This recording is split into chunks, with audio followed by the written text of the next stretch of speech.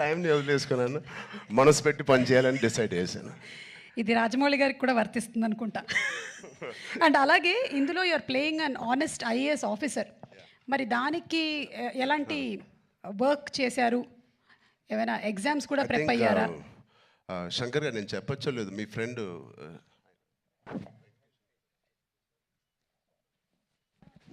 Sir ఒక Madurai MP అండి, ఇప్పుడు కూడా గెలిచి సిట్టింగ్ ఎంపీ వెంకటేషన్ గారు అని.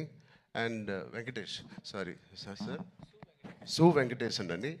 అండ్ ఆయన లాంటి వాళ్ళు అండ్ ఇండియాలో చాలామంది ఒక నిజాయితీ గల ఆఫీసర్స్ అవనివ్వండి, పొలిటీషియన్స్ అవ్వండి, వీళ్ళందరూ ఆయన చాలా ఏళ్ళుగా ఇంటరాక్ట్ అయ్యి ఒక సీన్స్ కూడా కొన్ని వాళ్ళతో రాయించి రాజ్యాంగంలో ఎలా ఉంటుందో ఆ వర్డ్స్ కానీ అవి కానీ, సో వాళ్ళ ఉద్దేశాలు అవన్నీ వింటూ వింటూ శంకర్ గారితో I think lot of it went in to my system.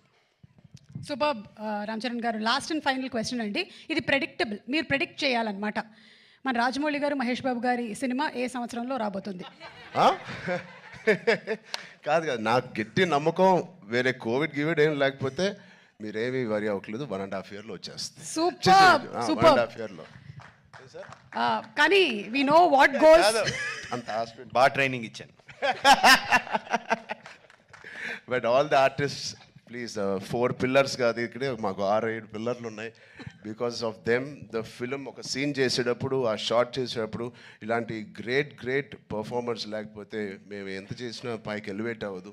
So మా శ్రీకాంత్ గారికి, కన్నీ సార్కి, మెయిన్లీ సూర్య గారికి, అంజలి గారికి చాలా థ్యాంక్స్ అండి.